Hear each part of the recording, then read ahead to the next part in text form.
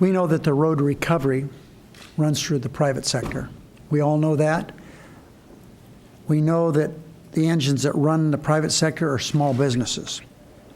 They play the most crucial role in crafting what our future will look like. These are the businesses that employ the entrepreneurs who innovate, invent, and invest.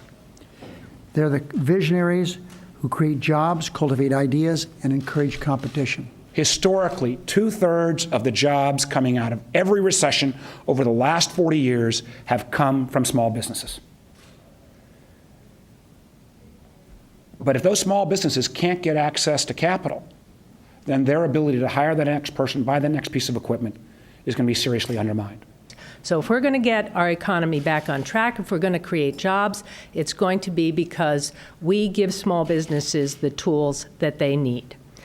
That's why, right now, it's critically important that we do more. There's a big barrier that stands in the way of small businesses. There's still gaps in this recovery for small businesses, and that comes in access to capital.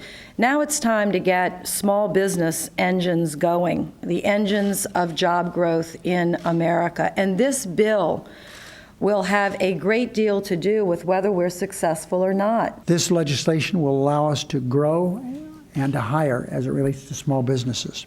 We're going to keep cutting taxes, making it easier to get loans, and helping small businesses write off their investments. We're going to keep putting people back to work. But it doesn't happen automatically. Government must be involved. More than any other part of our economy, small businesses fuel our growth. I repeat that. So we, in turn, must help nurture these small businesses. We should be making it easier for them to hire and to succeed, not harder. Now, not every business in America needs more money, but some of them do. So let's just assume if half of them would just hire one more person, that's 3.7 million jobs that could be created. This bill helps to do that by lowering taxes, expanding their loan limits, allowing them to go not to the big banks, but to the small banks right in their community for lending. Very importantly, for the 22 million self-employed, for the first time, there is tax equity for these 22 million self-employed entrepreneurs for the money they spend on insuring themselves with health insurance. All the big businesses already get this. This has been denied the smallest small businesses, and this is in this package.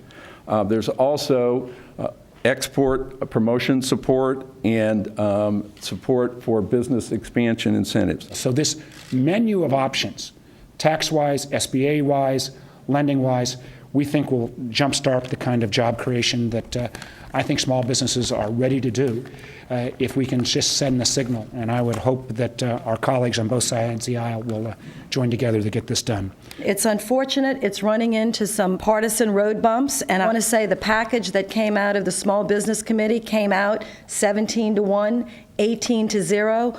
We had bipartisan support, so I'm not sure what the holdup is, because everybody's got to understand, whether you're a Democrat or Republican, that it's the small businesses of America that are going to lead us out of this recession.